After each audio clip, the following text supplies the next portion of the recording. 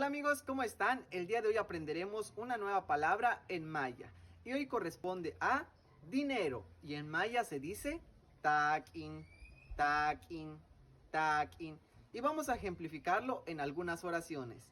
Minan takin, que significa no hay dinero, minan takin, no hay dinero. O minanten takin, que significa no tengo dinero, minanten takin, no tengo dinero. O si eres una persona que compra mucho en Shein, seguramente tu mamá te ha regañado y te ha dicho lo siguiente. Minantech tak in tu menchen shubkamentik. No tienes dinero porque solo gastar haces. Minantech tak in tu mem chen shubkamentik. No tienes dinero porque solo gastar haces. Malo, cananta. Bueno, cuídate.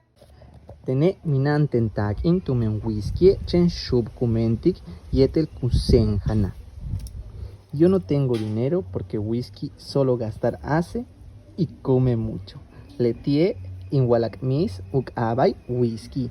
Él es mi gatito y su nombre es Whisky.